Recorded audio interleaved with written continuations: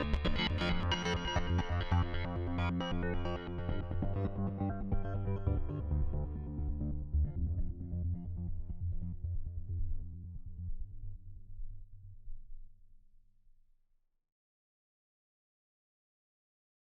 and welcome to the GSP, or the Global Star Party, where a bunch of amateur astronomers stream live views of clouds. Yeah, we've got a lot of clouds today, folks, but we have intermittent live views of things in space for you today. So, if you're joining us for the first time, this is a show where amateurs and, you know, some borderline professional, if they eventually get paid for it, guys, stream views of things in space, talk about what we're looking at, look at submitted images from you guys, and discuss how they're taken and the kind of the science behind them.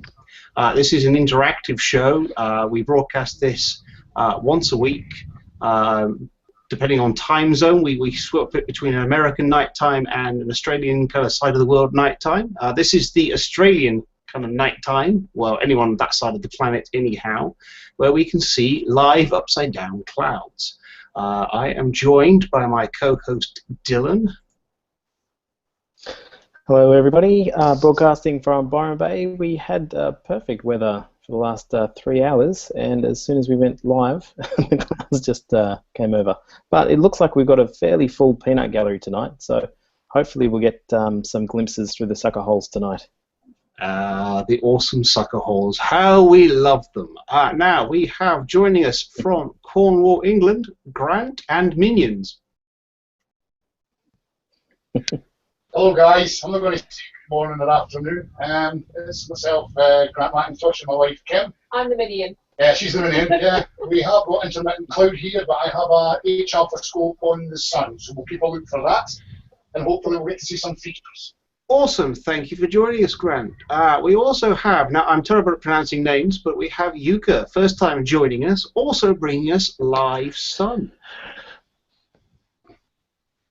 Hello and welcome to the show. Now, I don't know if we can hear him, the technology, but he is bringing us a live view of the sun, as we can see, so we shall check that out in just a moment. Yeah, my internet connection is kind of crappy, but if you can hear me, then it's okay. Well, welcome and thank you for coming and joining us. And we also have Kevin in the darkness. I just using my telephone light to light up my night. Make me go, well, there goes my night vision. Yep, there you go. You need to stick some red plastic in front of that light, and then you can look all demonic. Well, welcome, and how's the clouds holding out for you? All my clouds have moved south to just about where Dylan is, I suspect. Awesome. Well, yeah, you guys could trade clouds all night long because for once, Paul. Oh no, Paul, you have clouds. Yes, I do. Oh dear. What happened? Did you not sacrifice the goat this evening? Those damn Aussies sending all the clouds to me. Now, Paul is a really, really regular guy on this show, bringing us live views almost consistently every show. And this time round, he's been attacked by the clouds. Oh, cursed clouds. So, and we also have, joining us for possibly bringing us some views, but he's not at his camera at the moment, we also have Trevor as well, who hopefully will be trying to bring us some live Triffid, despite the fact that he's got high wind at the moment. So welcome to the show, everyone. You can interact with us, bunch of nutters. We have the Q&A app open. Again, if you check out either on the YouTube page or the event page, you can click a button that says Q&A at the bottom. And you can type your questions, say hello, and just generally interact and make requests if there's not too many clouds in the way. And we also have Tom, who's joined us. Hello, Tom. He's coming from some nice, soggy Eastern Pacific, otherwise known as Oregon. Welcome. See, this is the whole global thing. We have people from around the world streaming their views, despite the time of day and time zones, the wonders of the internet. We love it. So I am going to jump straight over to choices. Where do I go? Well, I'm gonna click on Grant actually at this point because Grant has some live full disk hydrogen alpha sun. Look at that view. Yeah, you'll have sorry about the quality of that at the moment, Chris, but there's a lot of cloud passing over here at the moment, but there are quite a few sunspots visible on the actual disk itself, and I have a prominence at my side, 1 o'clock coming up here, but it's not very clear at the moment, so if we get a good clear patch, I'll try and enhance the image quality. That is awesome, and you can just see, I mean, I can just see it as well, there is a prominence definitely on the kind of 1 o'clock position on that disk. Clouds will really fuzz out anyone's view, unfortunately, and the sun has actually been quite quiet recently, not much going on at all, so it's nice to see some sunspots back on it. It is going through its solar maximum cycle at the moment, but it's been a quiet one. I also think I can see a dust bunny, although that could be a feature. You never know. Anyhow, and we also have some white light sunspots and clouds coming in from Yuka. Now, Yuka, this is the first time you've joined us, and I have to admit, I like the sunspots, nice and sharp. Yeah, and clouds. The cursed clouds. We hate, all astronomers hate clouds, unless you're a radio astronomer, actually, or a guy running the Hubble Space Telescope, because clouds aren't really an issue there. What kind of scope do you have to bring us this view? I have an 8-inch Skywatcher Newtonian reflector, and that's pretty much. Is this? Have you stuck solar film in front of the lens, or is this using one of those glass filters? No, this is a beta film filter. So nice. And I also use beta solar continuum filter in front of the camera. So I was going to say it's a little bit filtered. Nice. I was going to say the filter film that you can get is quite a cheap but very effective solution to getting live solar views, especially through really any telescope, and safely too, which is always the important thing. Now then, as you've been attacked by clouds, I am going to click on Kevin because he has live moon. He says, I'm also going to close my windows too because I've got live lawn mowing going on. So, Kevin, tell us all about this view. This moon. This beautiful moon of ours. It is beautiful. It is beautiful, and the sky's cleared up, and I'm very happy. And I've got my Meade LX90 8-inch, just like yours, with a 2 times Barlow focused on Plato crater and the Apennines with actually not the Apennines, the Alps with the Valles Alpes that you can see off to the left of that. So looking at it, as you've mentioned before, upside down from the northern perspective. We like to put all the most interesting southern objects on top, like Tycho and Clavius craters. It's nice. It's nice to see. I'm especially appreciating, I think anyone that looks at the moon appreciates, the shadows that crater casts on the floor there. I know, it's amazing just how tall those mountains are, because it's a little bit away from the Terminator, so those mountains that rim that Plato crater must be enormous. I was going to say, to stand next to them would be. Yeah. Oh yeah, I've often said that I'd like to stand on the edge of a crater on the moon and look across it. It would be quite the view. Well, the Apollo 15 site, I'm just sorry if I'm making people a bit nauseated by moving the telescope around, but the Apollo 15 site was just about there, near Hadley Rill, so just pretty close to middle of screen there now. That was about where Apollo 15 landed, and so the view of those mountains must have just been spectacular. I want to visit, but I mean, because anyone good at trigonometry wants to, screen capture Kevin's view here and work out the height of those mountains. Feel free, because I believe you can, from the shadows, work out the height of mountains if you know the geometry of your light source, etc. Yes, we'll need one of our more professional astronomers to help us out with that. I'm going to say a good climb. That's the scientific term for the height of those mountains. Yeah, I wouldn't be trying it with full kit on. It's okay. It's once was it 1/6 gravity? Well, here we go. I've just got a cheat sheet up, and Plato Crater is telling me has 2,000-meter summits. Wow. 2-kilometer high mountains. Brought to you live over the internet. Technology. Up close and personal. Up I close. can take requests if you have anything that you'd like to see while I'm scooting around before the clouds come back.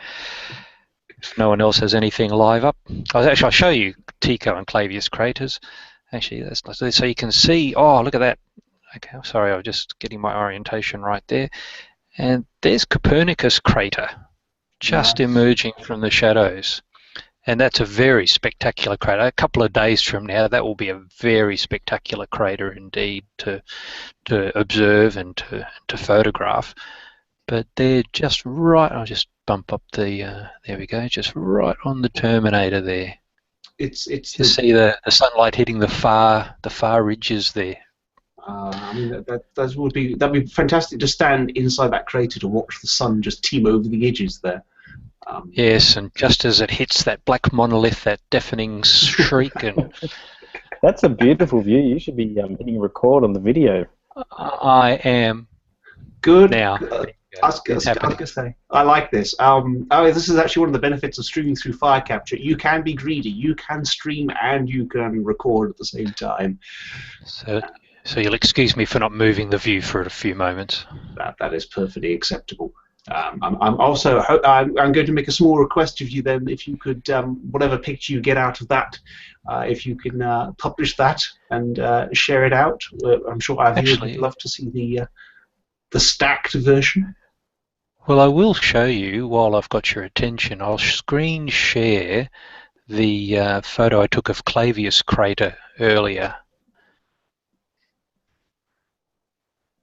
And that's it, processed and sharpened up, and Mortis crater just above it there to the left. That is beautiful. Is that still with the 2 times Barlow? That's with the Barlow in, yeah. And curiously enough, that was with. Oh no, that's right. No. I was imaging with my blue filter on for no particularly good reason, except that I forgot to switch it around to luminance. And despite that, I managed to get some very sharp and fetching images. I was going to say blue is the most scattered part of the light spectrum that comes in, so I'm very surprised.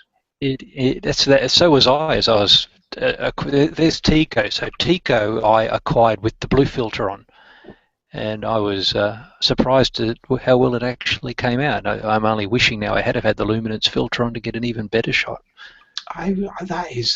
That's much sharper than any one I've managed to produce with the same scope. So I'm gonna have to bug you about. Well, seeing conditions are a big factor. I have to bug you about your processing technique there on that one.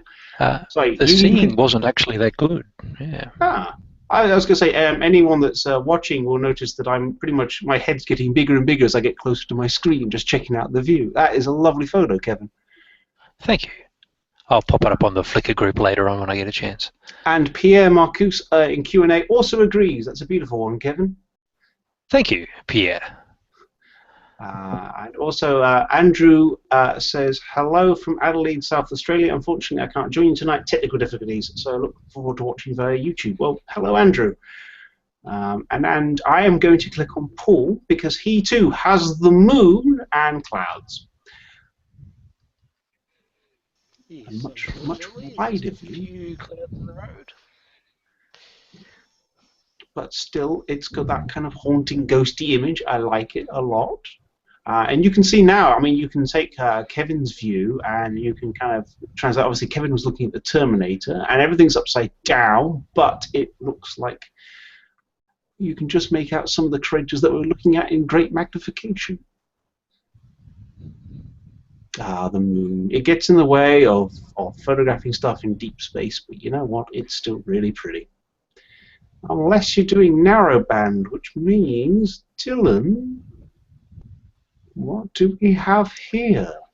Yes, hello. I'm actually contributing tonight. I'm looking through the clouds here at the Cat's Paw Nebula. This was just a quick binned image as I was framing, and the color ones just come in. color, of course, in narrowband hydrogen is just red, so we don't get to see a lot more than this. And I'm just taking a quick 60 seconds because the cloud's making it difficult. But can you see that okay? I can see, for once, actually, I can see this whole cat's paw shape thing going on. I like it. It is actually one that I agree is a fitting name for this nebula.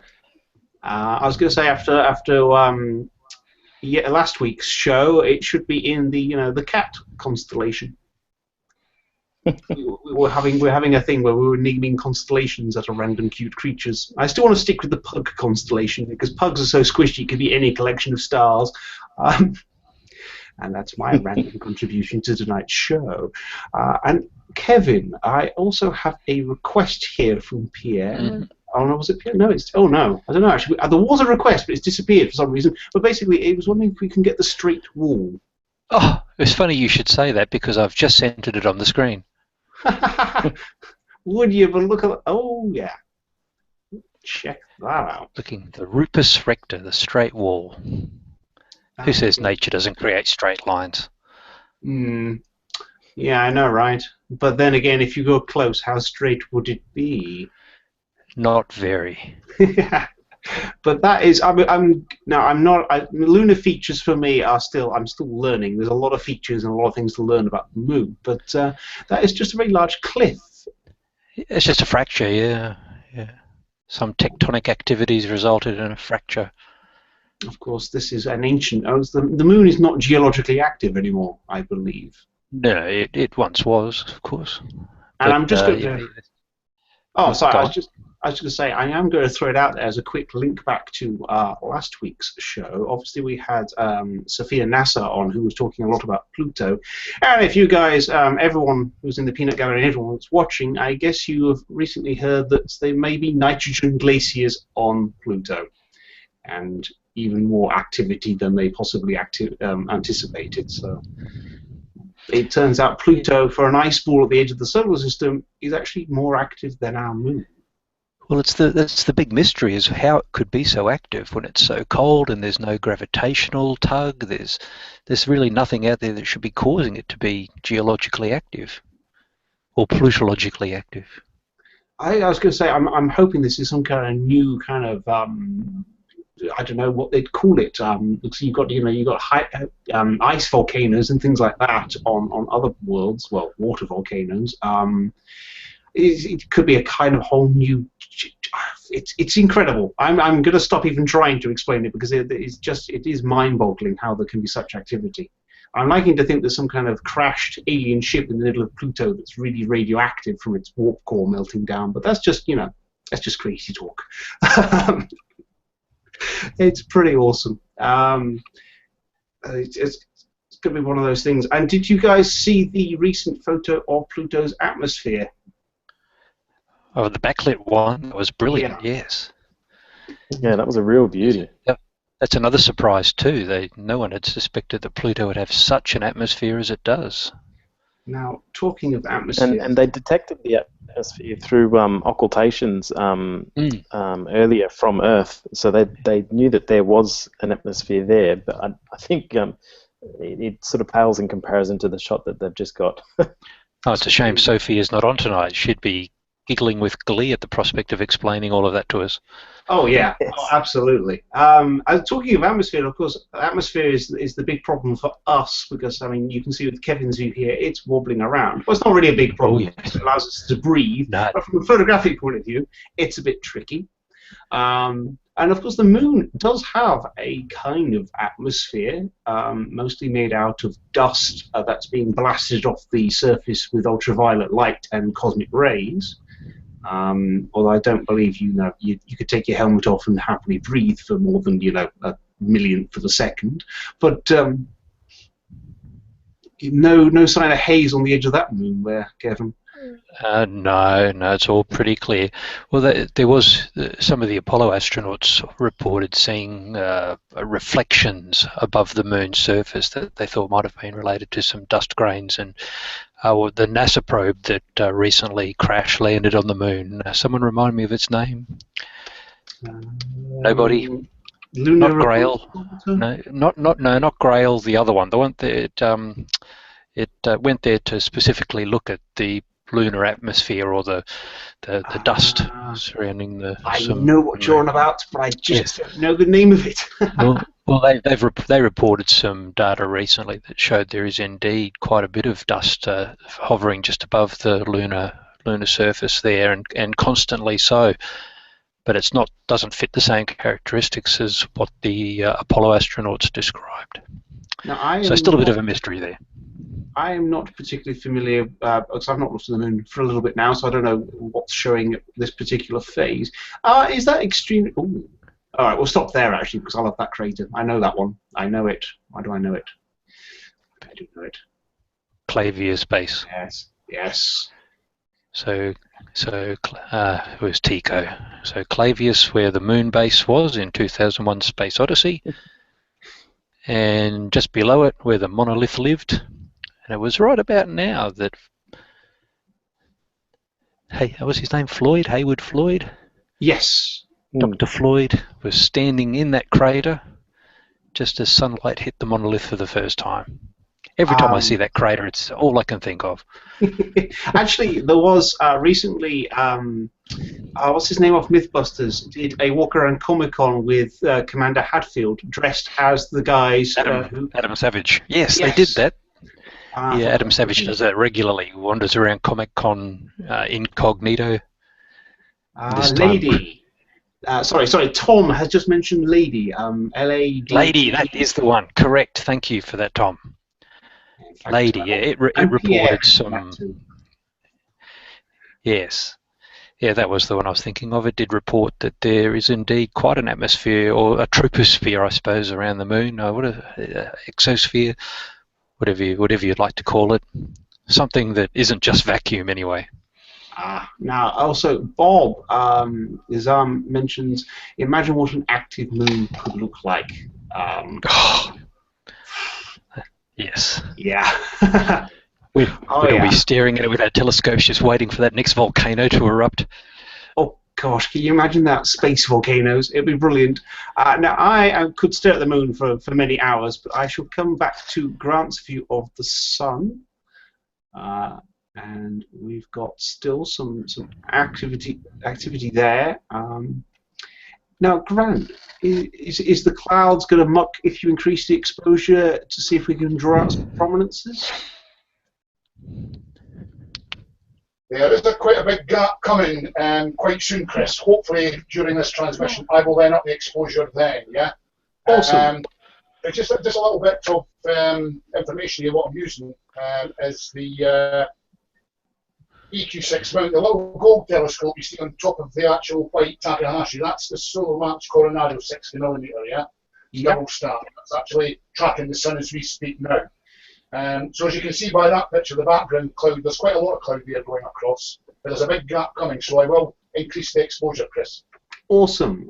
I shall look out for that then, and of course every now and then as well, Yuka's view goes from cloudy to sunspotty, so I shall keep an eye on that. Now I'm curious as to what Dylan is up to, because I can see tracking going on. I think Dylan may possibly be distracted. Yeah. So I'm tracking, but right now it's tracking okay, but I'm getting these bursts of clouds, not bursts of winds, but bursts of clouds, which throw the tracking out just for long enough that turn my my nice 6-minute exposure into a big blurry mess like that. So I'm trying to get to a nice long one, and hopefully before the end of the show we'll get a nice clear view. Yeah, I was going to say, that is a very familiar view, because I myself have recently been doing some deep sky. Rather than doing solar and planetary, I've actually been looking at some stuff in deep space and learning the joys of trying to get my mount to track. And I tried a 20-minute exposure. It was beautiful. It was lovely squiggly patterns. So wind is an absolute bane of my life. Now, talking about deep sky stuff, we have a Flickr group. And I'm going to check out some of the pictures that have been submitted recently.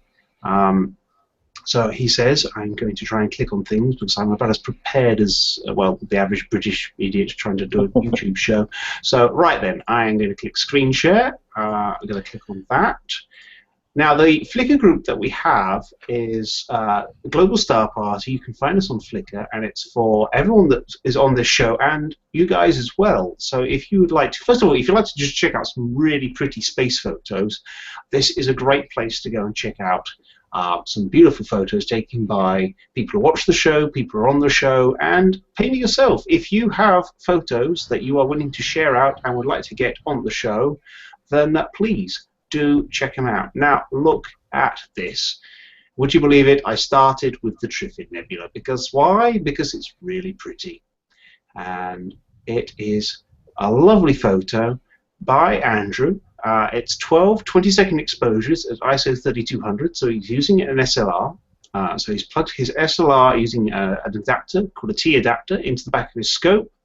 And it is really pretty and really recent photo from the looks of it as well. Thank you, Andrew, for submitting that. That is a lovely photo.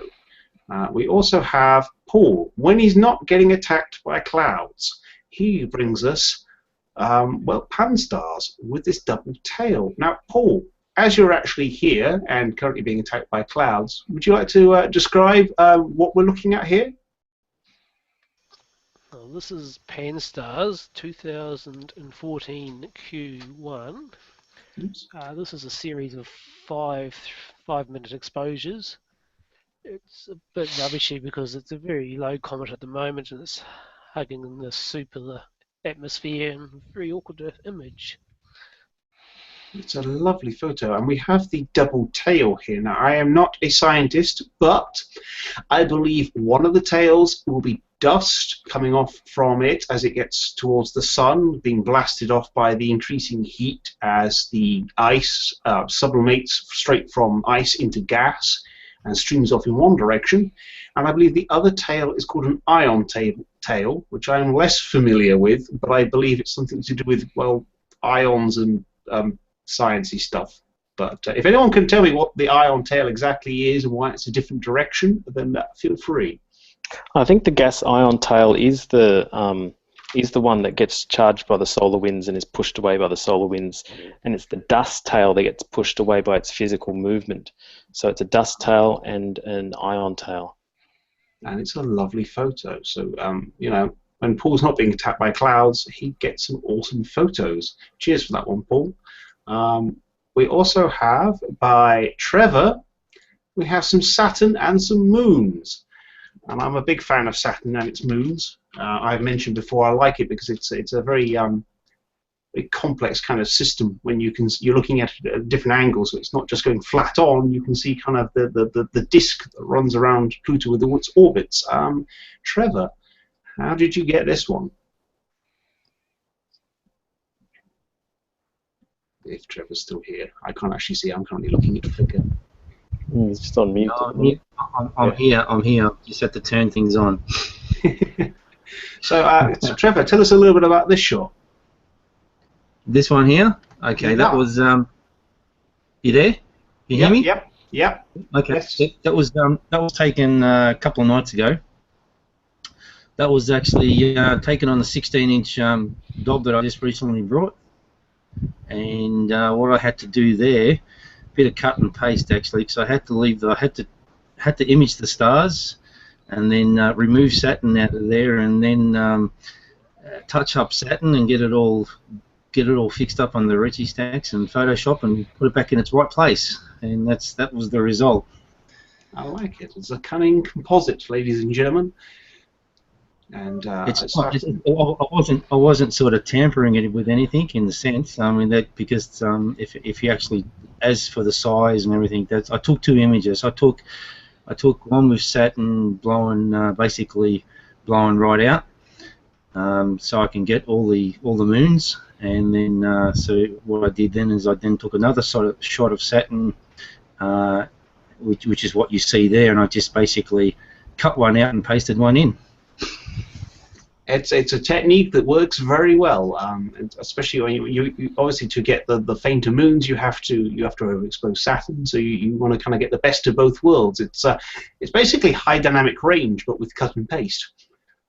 I actually get asked a lot by people about astrophotos, and they say, "Has this been photoshopped?" And you sort of have to go, "Well, yeah, of course it has. It's been photoshopped. The hell has been photoshopped out of it, but not to the point of dishonesty, and that's the difference." Correct. That's right. I was going to say, I'd like to think that, all astro images should be honest enough to go that yes, you Photoshop these images, but you Photoshop them to bring out the detail, not add in pretend detail. I think is the best way of describing it. This is correct. That's the right. Yeah, that's exactly right, Chris. And it's a lovely shot, and you get to see and learn so much more from the image. I mean, yes, an image of Saturn on its own, perfectly exposed, would be a fantastic image, but to add in those moons as well gives you a lot more information about the kind of the system that you're looking at, and really it gives you something to show and explain to people as well, and it has a lot of benefit doing this little Photoshop trickery. Well, that same night, I actually had another. Actually, there's a few shots of Saturn that particular night, and one of them actually had the little. I don't know if you guys remember seeing the white or the storm that happens on top of the hexagon. Yes. I actually caught a bit of that. Nice, very nice indeed. Now then, I am going to click along and check out. The moon, oh cursed moon. This is obviously a stacked shot, nicely sharpened, some lovely features showing up on the Terminator there, and as Kevin will attest to, that Terminator casts some beautiful shadows and craters. It's upside down, of course, but it's a very nice photo. And we can I'm see just trying to orient myself. Well, we have what do we call it? Space 2001 down at the bottom here. Is this from last night? He must have taken this last night. It says the 24th of the... Yes, it must have been, yes. Well, the Terminator's just moved on a little compared to tonight's view. Tico's a bit more out of shadow tonight. Clavius, again, more out of shadow. And you can see the Rupus Rector a bit better on that view. I was going to say that. A bit closer to the Terminator, the straight wall. Yes, the more shadow... the closer you get to the shadows there, you obviously closer you get to the shadows. Closer you get to the Terminator, the more enhanced the shadows become. And then, of course, if we head up here as well, we've got that the area that you first showed us at the start of the show. So it's Plato Crater, and even in that wide field view, you can see how there's a tall central peak. I don't know if you can zoom into that at all. I think this is the max zoom I can go with this setup. Yeah. If you look very carefully at Plato, you can see the shadow has a little peak in the middle of the shadow. Yes. So there's a dominant peak there that's just casting that longer tongue of shadow over the crater.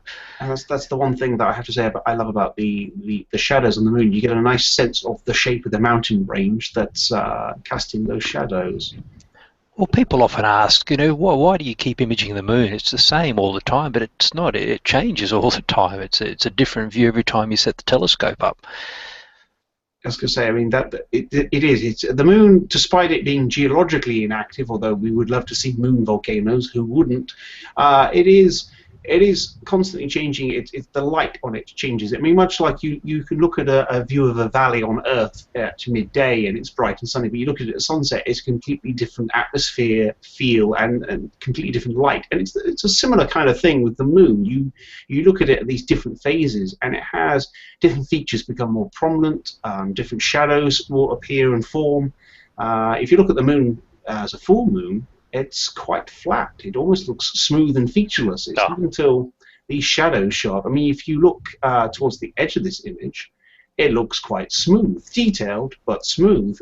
You have the Terminator closer, though, and you'll suddenly see these vast shadows and details stand out. The moon is always worth checking out, mostly because it stops you doing deep space stuff as well. But it's a beautiful object, and thank you, Stephen, for sharing that one. And he has also put another one up there as well. As I say, everyone should check out the Flickr group. There are some lovely photos on here. Well worth checking out. Of course, Paul does the whole solar thing. Absolutely fantastic. And as I say, I should just skip back quickly, and there's lots of lovely photos, and Trevor's got some beautiful photos of Saturn. Again, mentioning that white spot in the middle of the storm there. It's a lovely photo. So do check out the Flickr group.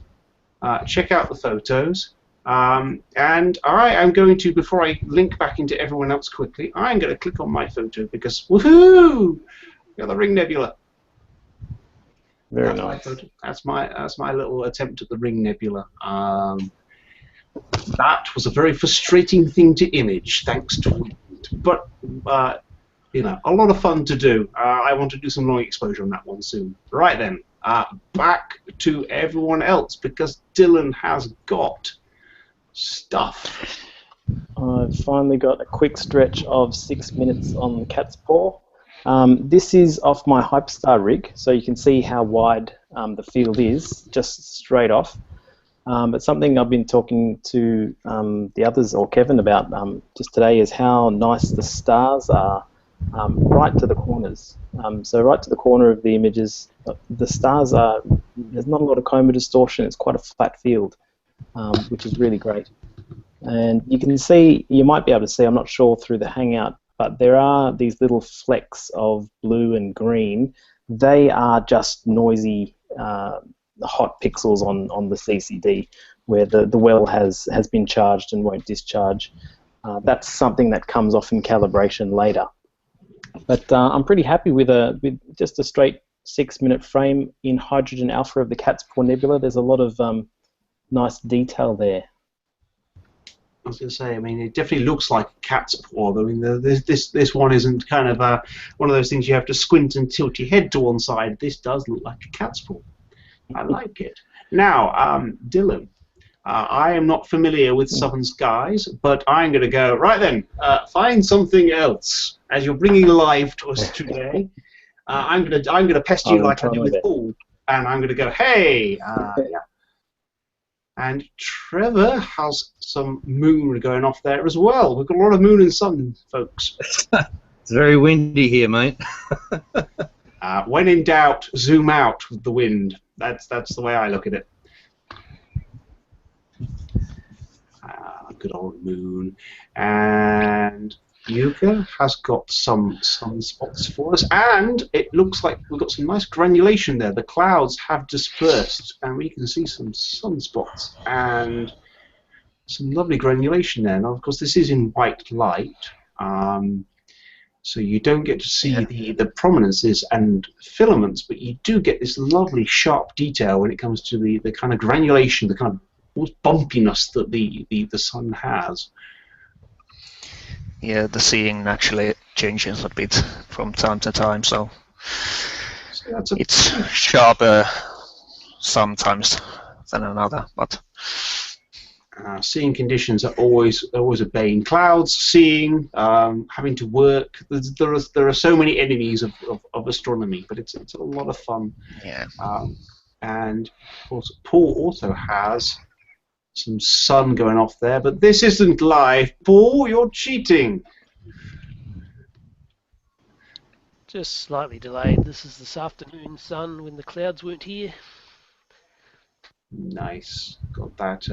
Got some very. Do we believe these very bright spots on the bottom left-hand corner? Would you say these are flares, or is this just? They look exceptionally bright. I think there's just processing artifacts. You lies, they're flares. But it's nice to see some activity because it's been quite a quiet sun recently. And I'm going to say I can stare at that view for hours, but Grant is bringing us, albeit through clouds periodically, but we do have a close-up of the sun here, Grant. And there is, when the clouds don't interfere, there is some prominence details there. Yeah, that's right, Chris. We are fighting a bit of cloud here at the minute, but I shall persevere. Awesome. So have you stuck a Barlow in there then? No, I haven't stuck a barrel on. What I've done is I've taken it on a different piece of software that I'm using at the moment. And just trying that out. If the cloud would disappear, we might get some good results, Chris. Who knows? I was going to say, cloud in this country is always a challenge. Kevin, how's the clouds your end of the world now? I'm just moving on to Saturn. Ooh, I like it. I've just had to leave the computer screen for a moment, so I don't know what you're talking about, but I'm just trying to get Saturn lined up. So yeah, I'll be with you in just a mo. Excellent. This is the wonders of being challenged by the weather. As anyone who does amateur astronomy will know, even the professionals, you know, as I say, unless you're a radio astronomer or you run Hubble, you are going to suffer with clouds. Yeah, but a good microwave oven can stuff up a radio astronomer. True. Yes, this is true. No one make any Pop-Tarts whilst you're doing radio astronomy. Exactly. I suppose actually that would be quite funny. What defeated you tonight? Yeah, I made myself a bowl of soup. Well, no, there were some Australian radio astronomers who were getting funny signals, and they were fast gamma ray bursts or something they thought it was, and it turned out that it was someone in the tea rooms using the microwave oven was giving them the signal. It took them years to work it out. I was going to say, I mean, for us that would be, you know, worth a giggle and writing up a little blog post about it. For a professional, that's going to be ever so slightly amusing and embarrassing at the same time. It was the actual act of opening the door of the microwave. So it was that little pop that people do when they're too impatient to wait for their 2-minute noodles, and they pop the door before it's actually stopped. And that was what was tripping it up. And the girl who figured it out was a student. So congratulations to her. Got a publication out of it. Yeah, right. Get your PhD on Pop-Tarts, and their way they interview a radio astronomy. That would be. And now, Paul. Now, clearly this isn't live, but I will forgive you because I'm seeing some Triffid in this. Yes, I don't have one of these fancy hyperstar things, so I've got to do things the slow way. This is a 3-panel mosaic of the Triffid and the Lagoon Nebula. Look at that. Now, I'm sorry, but you know, I panel away. I mean, it's the detail. I'm still gonna rib Dylan forever about Hyperstar. It's brilliant. Don't get me wrong. I almost want one myself, but you know, I'm appreciating the zoom. I'm definitely appreciating the zoom here. And this is it just in hydrogen alpha? Yes, this is just 3 single 5 and 15-minute hydrogen alphas. Now, I have a question here, actually, that our panel of geniuses can answer. Bob asks, has anyone tried exposure bracketing on deep sky? Nah. There's a loud. I think it's similar to the zone. I think it's similar to the zone system. People do it with M42, where they expose the outer areas and the inner areas separately, and then they use HDR methods to combine those, or just layer masking to combine those. So in a sense, yeah. Yeah, there's a similar concept, yeah. I was going to say, I mean, I've done that before with the, like you say, the Orion Nebula. You expose it for a little bit just to get that central detail, and then you expose much longer. I mean, actually, looking at Paul's view of the Lagoon Nebula here, I mean, first of all, it's beautiful. I love that view. But the central area, kind of just slightly north, is very, very bright. You could almost imagine that would, if you did a shorter exposure, may actually reveal more in there. Although I can't follow that view. You see, Dylan. You see, if you have the zoom, look at the details. Well, I've got Lagoon Nebula right now live, so you can rib all you like on on the Hyperstar, but I've got it right here that I've just done in 60 seconds. So take that. All right, Speedy Gonzalez. I can't see it though, and until I see it on your screen, you're fibbing. Can you see it? Yeah. No, I can see your beautiful, soft focus background self. The challenge is to actually display it live. Yes. That's what you wanted. That's what you meant to do. But I'm now torn. I'm going to click on the new object, though. In this case, yeah. Now I can see something. It's red. It's live. It's hydrogen 27. alpha. It's live, but it does have that that glow of the moon there on the left. But it's 60 seconds, man. Yeah, right. And you're still overexposing that core. That's some fast stuff. Now I'm going to click on Kevin now quickly because, hey Kevin. Yeah, so well, sorry about the wobbliness. It's mostly not seeing. It's mostly me holding the hand box of the LX90 to keep it in view because my my drivers won't talk to the telescope tonight, and so I'm having to move it around manually. But there he is, or she, or he. Yeah, Saturn's a male one. There he is. And now, what's interesting about Saturn coming up next month? It's at in Eastern Quadrature, if that's the correct pronunciation of that, where it is at its greatest angle, 90 degrees from the Sun compared to us,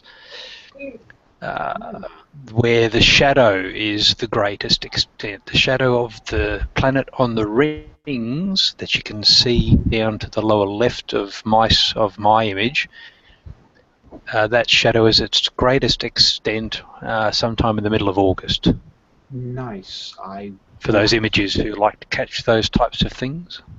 I was going to say, after talking about the moon and its shadows, Saturn, an entire planetary body casting its shadow across its icy rings, that's pretty awesome. We're loving the shadows. And, of course, Grant is also getting a different kind of shadow, more of a silhouette thing every now and then, but we do have some prominence. Nice. Yeah, as I said, it's the cloud, Chris, at the moment. But that's, I mean, as you said, the sun is extremely quiet at the moment. But you know, at least we've got some prominence there. I was going to say that's lovely to see a giant plasma-y, explosion-y thing ejecting out of the sun that's still bigger than our entire planet. So, you know, no matter how much the clouds try and get in the way, that is still an awesome thing to behold. And also, I have to have a quick shout out to Kevin, just because you're manually guiding an LX90 with a hack controller. That's some mad skills you've got there, Kevin. Why, thank you. Feeling the love. I'm going to click back on Yuka's view there. Lovely and sharp. You've got some good seeing there on those sunspots. And you can see the nice pairs. As I mentioned in earlier shows, sunspots come in pairs, a kind of magnetic north and south. And some lovely pairing going on those sunspots. Yeah. Well, there's nothing much else going on Yes, with the the white sun. light filter, so these are pretty much the only spots that are visible. But they're always worth checking out. And also talking about shadows and silhouettes, etc. Paul, you devil, you. Look at that. That's the emission side of the Trifid. We are missing the other nebula because you can't see it in hydrogen alpha, but that is nice. It almost looks spongy, or like a brain, like a giant alien space brain. Although I should probably leave the naming of celestial objects down to Dylan and his spaghetti monsters. Check that out. I'm just going to have a... I was going to say, Pierre also mentions that planets and moons often image separately and then combined. Yes, we do the trickeries to get all these things together. And Dylan, what have we got here? I've just screwed it up. Sorry, I just got a 2-minute view of the. Yeah, I went all out and did 2 minutes on Whoa. M8. So. Whoa, 2 minutes. That's crikey. Everything's going to be bloomed out. And you're going to be able to see the cosmic microwave background radiation with that setup, surely. And now, actually, But, Dylan, I think Paul, you should probably share out that earlier photo of the Gillette Nebula that we caught before the show, before I get ribbed too much further. Wow. Okay. Yeah. Hi. So this is this is the efforts I will go to please Kevin and also to be groomed for the show. I was kidding with you, man.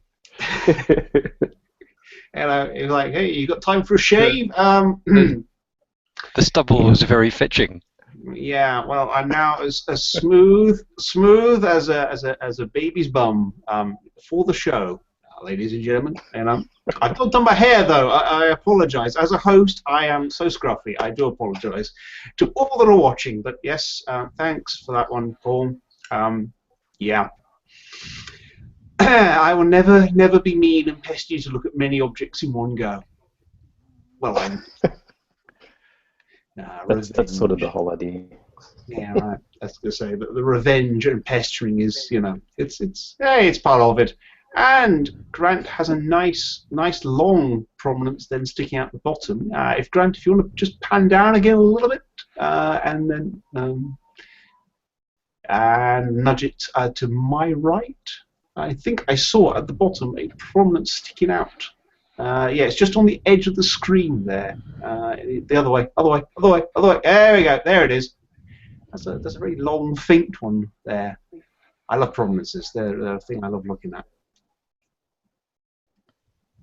I wonder if that looks like a tornado if you expose it. A lot of solar prominences look like, to me, they look like tornadoes. They have this kind of spinning, twisting look to them. They probably are actually some kind of solar tornado. I'm not an expert though, but I like it. I like that a lot. That was actually well spotted, Chris, because I'm actually sitting next to the telescope and I missed that prominence. Yeah, it's. I'm used to staring at them, going, "Is there something there?" And then normally I ramp up the exposure to the point where it's ridiculous. But that's a nice one. It's got some subtlety to it. I don't know if our audience can see some of the subtlety. I don't know what kind of stream you get on the YouTube, but it's a nice prominence. Yeah, just keep and talking about prominences, of course. Paul has another one. That could be the very same one if this was taken earlier, or it could be. Although orientation, I think, is always. See, that looks like that looks like a flare or some kind of eruption going on there. That doesn't look like a processing artifact now. That looks like something's going on there. But nice view, Paul. When did you get this, and what did you process this with? Yeah, this is from this afternoon. It is probably the same one that Grant is showing us right now. Nice. This is a stacked, finalized version. Of course, the Photoshop. Yeah, I'm just looking between them. It's definitely the same one. It's great. I was going to say I'm just gonna click over to Grant. Yes, because you've got that kind of fluffy bit, technical term there.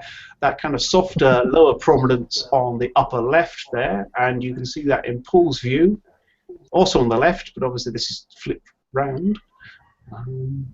Chris, I'll flip the image 180 degrees. I think then people will understand. Yeah, just give me 2 seconds. No worries. Cool. So we're looking at live and processed at the same time. This show just keeps doing new things. Next week, Paul will show us him shaving. We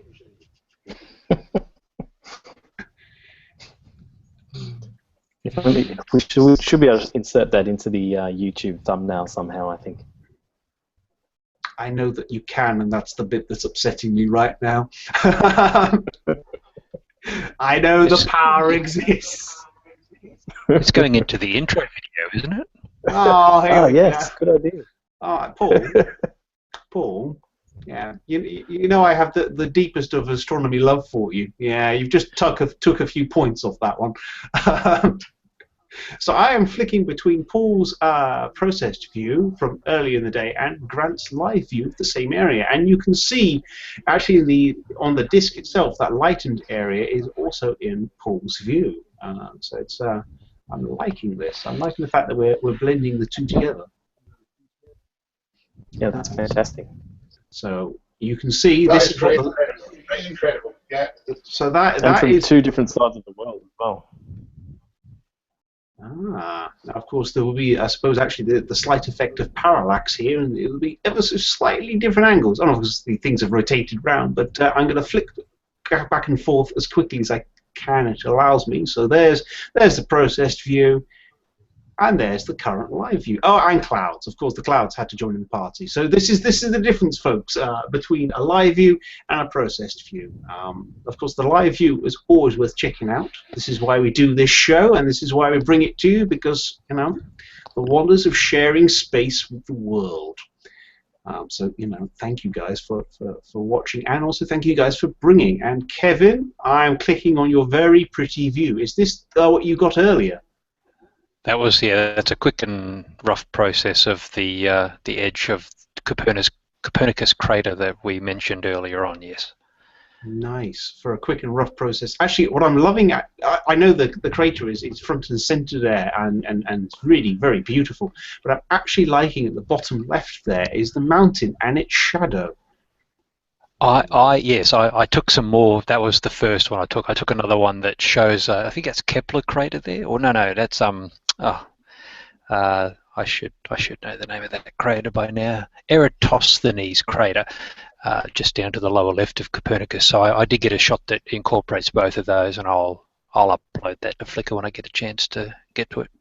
That is awesome, and as I was going to say, for a quick process. So again, we've seen the live view of this crater, and now we see a processed view of this crater. That's a new word. This crater. That's right. It's getting late. I was going to say, actually, for me, this is the easier one to do because, well, it's daytime and it's not post shift, so I'm really awake and freshly shaven. So you know. Maybe we can get some you know, Gillette advertising next time round. Well, we've already got Celestron on board. Yeah, right.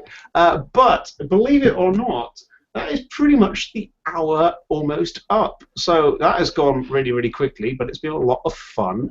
So first of all, thank you for joining us on the Global Star Party, where we bring you live views. Even with clouds, you know, we can still get the live in between the clouds. Paul has been finally attacked by bad weather, so that's a first for this show almost, which is, you know, quite funny really when you consider normally it's the other way around. It's normally clouds, clear sky, more clouds.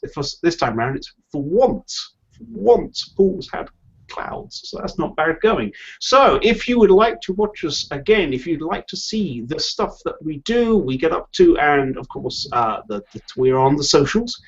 You can check us out, and we tweet out stuff to do with the show, pictures from the Flickr group, and probably some random space news as well. You know, I think actually I'm going to probably get some tweets going out of the recent Pluto pictures because they are pretty epic. So you can find us on Twitter at Global Star Party. I put it down in the bottom here, and I'm going to lower my finger down. There we go. Yes, there, right there. Check it out. I finally got it lined up. Hey, and Kevin, look, see, freshly trimmed fingernails, just for you. Oh, lovely. Your cuticles need some work. Oh, darn it. Oh, well, I'll do my hair next time as well. You know, I need to give it a great patch, but, you know, hey, it's a work in progress. Well, I will be groomed for the next global grooming party. It's like Dylan's hair is at a work in progress. That's right. He's like one of those Mr. Potato Heads where you push and the hair kind of sprouts out slowly. Picking on Dylan, it's a thing. Right then. Anyhow. Thanks again, Chris, for hosting us, ragtag bunch of global astronomers. It's been fun, as always. It is always Indeed. fun to do this. Dylan, where can we check you out? And I'm not talking about your pretty face, but I'm talking about your astronomy. Geography.com is the main place, but I'm pretty active on Instagram, just under my own name, Dylan O'Donnell, same as Google Plus as well. Awesome. Now, Grant, you are bringing us the awesome solar today from sunny-ish Cornwall with helpers. I'm not going to use the word minions anymore. That seems mean. Thank you for joining us. And where can we check you out on the interwebs? Yeah, as always, it's a pleasure to take part in this, Chris and Dylan, guys. The observatory is on www.tallcarnobservatory.com. We're also on Facebook and Twitter as well. You're welcome to join in and have a look. Awesome. Well, thank you for joining us, and hopefully you get some imaging and some nice photos of that prominence. Thank you.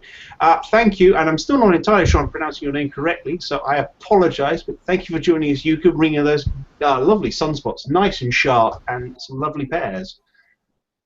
Yeah, you're welcome. But hopefully there's something else to image in the near future. So. I was going to say, whereabouts are you coming from? Yeah, Finland, a town called Kaarina. So. Awesome! You see, this is the whole global. We have Australia, British, Kiwi, and Finnish as well. So check out the whole globalness of this. Hopefully, then maybe every couple of weeks we do the dark side of the eastern side of the planet and also the dark side of the western side of the planet. So perhaps you'll be able to join us when we do next week's show and maybe bring some nighttime views. Well, there's actually too bright in Finland right now, so not dark sky views from me for a while yet. Well, so you're always welcome to join us and bring whatever views you can get, and thank you for doing so today. Now, Kevin, you manually tracked Saturn with an LX90 mount. I don't know if I should come over there and give you like some kind of award. Yeah. At 4,000 millimeters focal length, not easy, no. Yeah. You have steady hands. Let's put it that way. And I managed to catch 10,000 frames after you diverted from me, so. I look forward to seeing what results you get then. Awesome. Yeah. Thank you for joining us. Shall say. Pleasure as always. And you even brought the audio and the video, so don't touch any more buttons, whatever you do. I'm sitting right here. And Kevin, till next weekend. Yeah, right. Yeah. I was going to say, just don't move, don't breathe, and someone will bring you water. It's fine. Where can we find you on the interwebs? I am mostly on Google Plus at Kevin Franklin, so easy to find there, and occasionally on Twitter, and even more occasionally on the Flickr group for the Global Star Party. So. Awesome. Well, I look forward to seeing any pictures you put up on there, and thank you for joining us tonight, whenever you are. Thank you. Thank you. Outside by the pool. Outside by the pool. I like it. You need some cocktails now. Paul, thank you for joining us once again. Despite the clouds, you still bring awesome to the show. Hopefully next time we won't have any clouds and we'll bring some sunshine. I'm liking the sound of this. You've jinxed it now. Just don't buy any equipment, otherwise it could go terribly, terribly wrong. I believe we can find you on the Google Plusage. You can at Paul Stewart NZ. Awesome. Check him out. Awesome solar pictures. And occasionally, clouds. It's very rare for Paul. I still think he's made some kind of secret deal. And Trevor also joined us, and he's got some kind of glowy whitiness there. I'm going to say hello. Thank you for joining us, Trevor. What do we have here? I think we have hand motion and wind. You got wind, mate. But anyway, that was the Triffid Live. Oh no. But unfortunately, it's just too windy. Well, I salute your perseverance. Epic. And whereabouts can we find you if we want to check out some of your stuff? You can. I'm on obviously Google Plus, and now recently signed up on Flickr as well. And I know you hate it very much. Facebook. It's not that I hate Facebook. It's like blaming naughty children. You can't blame the kids. It's the parents, and in this case, it's mostly cat photos and bad kind of. You won't believe what you'll see next, and then there's a click link here kind of thing. So yeah. Curse you, Facebook. It's nothing but babies and food and pets. Yeah, and whatever my mates are having for lunch. So, whilst I do have a Facebook account, Yeah, it's you can find me at Chris Kennedy1 on Google Plus and on Twitter as CKMU, and you'll also find me publishing when I'm not getting attacked by clouds. You'll also find me publishing on the Flickr group as Chris Kennedy as well, so you can check out my occasional pictures. I'm still getting attacked by British summer, which basically means I'm getting attacked by a lot of clouds, rain, and grumpy British guys drinking beer in shorts, wondering why they look so through. Obviously bar work, which is what I'm going to be doing in a few hours. I've got to go and pull some pints for my next telescope acquiring purchases. But thank you everyone for joining us. You can check out this show, Not So Live, and our previous shows on the YouTube channel. You can find us on Google Plus. Simply type in Global Star Party. And thank you everyone for watching. Thank you to Tom and Bob and Pierre for joining us on the Q&A. It's always nice to have you guys there asking questions, etc. For anyone else that was watching, you can always join us on Q&A. So next show, if you want to pester our American and not so American astronomers, that is a good way of doing it, because I will keep a beady eye out. You'll see me kind of glancing in that direction. That direction. It's really confusing because everything's mirrored. So one of these directions I am glancing in occasionally to check these things out. You can, of course, check out the Flickr group. I recommend it. There's some great pictures there. And I think that is all from us today. We have got some live views of planets, the moon, sunspots, and some live cat's paw from Dylan, although I'm, technically speaking, we got most of the sky from Dylan in one go. Yeah, I'm horrible to you, Dylan. I should stop, probably. The Hyperstar is awesome if you want nice, fast exposures. And wide field views in hydrogen alpha and red. Although, Dylan, I'm just saying, you need to get some kind of, maybe some oxygen 3 going on. I don't want to make your bank manager cry or anything, but some O3, you can get some great details of O3 Trust me, I have the tracking number with USPS, so expect clouds, everyone on the eastern part of Australia. Oh, I'm excited to see what you're getting, dude. Are you getting a filter wheel to go with, or are you going to go kind of the same kind of route you've done so far with the hydrogen alpha? The Hyperstar doesn't have a filter wheel per se. You've got a filter cradle, so you don't have to disassemble the whole thing. But yeah, the filter cradle and the O3 is on the way. Awesome. Thank you very much. Yeah. Cheers. Mind you, this is good. This is good. If Dylan is ordering astronomical gear, they're going to have clouds, and all us British guys, hey Grant, we're going to have clear skies, so we might be able to get some cool stuff. That's exactly what I was going to say, Chris. Great British minds think alike. Right. So, and also, clear skies hopefully extend into Finland as well. So, hey, awesome. Thank you, Dylan, and enjoy the clouds next show from everyone in that part of the world. Please send your hate mail to Dylan for that one. Well, that is it from us, ladies and gentlemen. Thank you for watching. Feel free to tune in next week, where we'll be showing some nighttime views, hopefully from the other side of the planet, and some daytime views from Australia and New Zealand. And well, thank you for joining the Global Star Party, and see you next week. Thank you and goodbye. See you later.